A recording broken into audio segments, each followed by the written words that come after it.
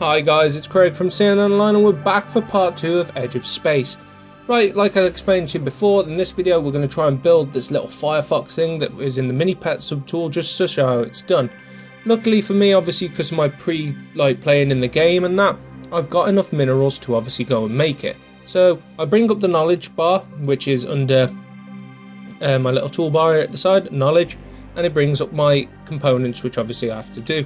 If you didn't look at the last video, or obviously you know, I've spent enough sciences as obviously to say that I can now use this. So obviously if I click on that, it means that I can now make the Firefox, saying that I need a cloning tank to obviously go about doing it. So if I auto and science, because I haven't got one of these cloning tanks, I'm not allowed to build it. But that's no issue for us because we just hit cloning tanks and bring it up, and we see that we haven't got enough to obviously go make it. So simple as, we will go and track down obviously going and making one of these cloning boxes. So they would be under bases. I'm assuming there's cloning tank. We'll track it, and without further ado, let's go and get some minerals and stuff. So again, one of the main things that it wants me to go get is aluminium. So with that, so it's probably normally found low down in the ground, as like most metals are on these sort of games. Bring out my arc light wherever it is. There we go. So my arc light is this one, and it basically shoots, when done reloading, it shoots little mini lights so that I can go and explore during the night. So here we go. So let's get mining this and see what we've got here. So in the bottom corner, every time you mine, you see obviously what you're mining. And as you can see by the screen, every time I do something, I'm getting 5 XP. So XP isn't really something that's hard to come across this game. If you need it, just go and traverse the land and go do stuff, essentially. No big problem there. As you can see, one of my requirements has been met that wasn't met before, so it's for something for the cloning box. But now we're after this pesky aluminium. I don't know, honestly, like it's like one of them things, obviously in these sort of games, you just gotta go look for, I suppose.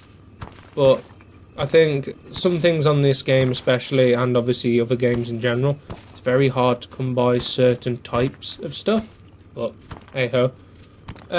We'll get rid of this pesky crab because animals and like monsters and this guy, he's going to go himself anyway. Oh no, he's coming back. So I'll show you obviously one of the weapons that I have. Obviously this is like the basic plasma shooter. See, we've made him angry, so now he'll come back and attack. Oh, die. Oh no, reloading. There you go. And obviously you could pick up stuff from them. I mean, I don't know why that crab had aluminium on him, but thanks to him, obviously now he's helped get us started towards what we need to go for. So I will. Hopefully that's no, that's rock. That's clay. We might be getting closer though. No, we're still on rock. I don't really want to go too far down into the unknown.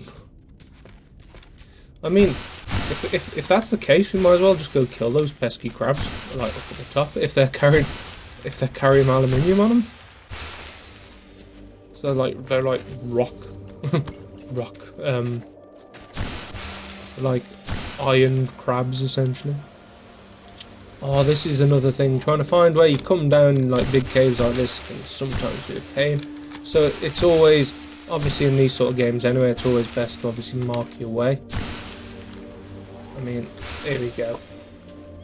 We'll just escape through up here for this one, I think. Ooh. So we got some frogs. They're the ones that we're looking for. So like we said before, because we found a aluminium in a crab, we will go and try and find another crab to kill. Right, just so you know, obviously is the side of my screen. Oh no, what's the frog had me there. At the side of the screen here, ooh, at the side of the screen you can see that it says jelly nest. As you play this game, you'll come across certain areas that are like kind of challenges, and like when you complete these challenges you get like certain stuff from them. So it's always good to like go and when it says, oh, go destroy this, like the one there, it said like go destroy like 5 or 6 jelly nests. So I went and did that, and then it tells you after you've gone and cleared out the area, it's like, good, you can now terraform this bit. Go plant bombs. I went and planted bombs, and this was basically the outcome. But now it means that I've got this space to myself. I can use this space and to build and obviously expand, and obviously you get a big XP boost. So like if you're struggling for experience, that's another good thing you can do. So it's always worth looking out for them as well. There are bosses and that located around, but I've not come across one yet. There are actually like big bosses and stuff to kill in the game, so it's worth a look. And also obviously companions and stuff. I mean, people that obviously play these sort of games as well don't fret. There is also a multiplayer mode, but obviously it's to set up servers, so obviously like Terraria and Terraria and Minecraft, where you got to set up these servers in advance. They're not already on the game, but hey ho, people that do that know how to do it. Ooh, I mean, there's a zombie nest here, which was when I come and did it before, full of zombies, but obviously I killed them and got rid of them for a while. We're still looking for these pesky crabs. I have no idea. Well, it's more aluminium than anything. Oh dear, where am I going? Oh dear. The world is like huge, as you can see here, and I'll probably die now. Yeah. So just because that was my probably first time dying, we'll talk to Phineas, because he is like the know-it-all, and it says here what happens when I die. So when you die, you automatically respawns either at your current location or the cryopod, which is that thing over there, in which you're currently bound. You can only respawn at your current location if you diagnose cryopod as available. So yeah, that's useful information. Thanks, Phineas. But now let's get back to the mission at hand, which is finding crabs. I've never known crabs to be so hard to find on this game. It only seems when you go to record that it's hard to find stuff that you've always come. Whoa! Just take off there with that crab. Oh, frog, sorry. But no, half the enemies, like all the enemies, or pretty much most of the enemies are around anyway, so it's not really hard to find anything. Most stuff's easy to come by. The only thing is these pesky reload times on the starter pistol or the starter gun. It's quite annoying. But hey ho, we can live with it for now. It does the job at hand. But yeah, I think that might be aluminium. This is where people who are watching are like, don't be silly, aluminium wouldn't be there. But we find aluminium on crabs for some weird reason, so I don't see why we couldn't find aluminium here. No, that's titanium. So if titanium is scattered around here, then maybe we can find some aluminium as well. It would be funny though if only the crabs are carrying aluminium. Or aluminium. It would be like really funny, because it'd be like you've got to basically go eradicate the crabs. There they are. Oh, just my luck. Oh dear. We will cheat. We will stay at higher ground.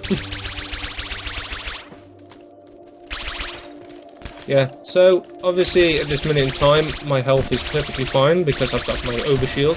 But if that shield does deplete, then it's probably best to get out of here, because like you'll find out that when you're like on your own and there's a lot of enemies like there is here, if you aggravate them,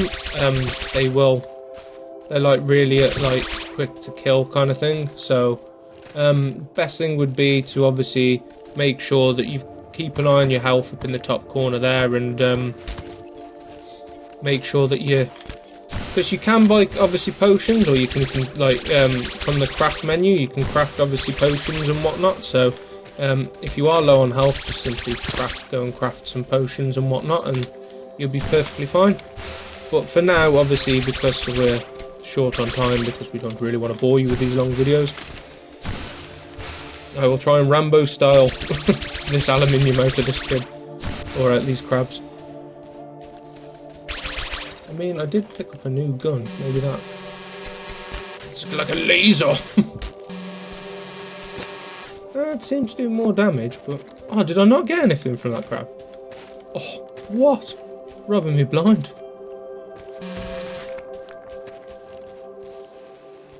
Did anyone see where that last crab went? Oh. Not going down there for the time being. But as you can see, and from the few minutes that I have played on screen to you guys, There's a lot going on in the world. There's a lot of like animals around. There's a lot of stuff that can be like destroyed. Pretty much, like I said before, pretty much everything can be destroyed in this game. So it's really fun. You get given little missions every now and again. I mean, I've only been given one for the 2 hours that I've been playing, but I think Phineas has basically just wanted me to go and explore for the time being, or probably have to fill something in, or do something like that activates events, or even come across something that like sparks an event to be activated. But for this minute in time, I'm just exploring, and like I said, trying to find this aluminium for you. Nope, still rock. Ooh. Ah, here we go. We can do this while we're on camera, just because it's something good to show. So it wants me to get rid of the zombie nests. So let's go find where these are. So here you go. Here's one. We died again. Right. Let's try and get back there for you guys as quick as we can. Probably not best at night, but as you can see, like I said, the wild, like, there's a lot more out at night, so it is probably best to avoid it going out at night. So I use my nighttime to obviously build stuff and just to arrange all the loot and that I've got during the day. But oh dear, getting attacked by some pesky jellyfish. Don't ask why there's jellyfish in space, or jellyfish out of water for that matter. It's just one of the things that's on this, one of the enemies that are on this game. And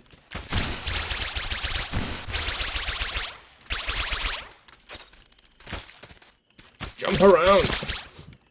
See, them crabs have always got the aluminium. Right.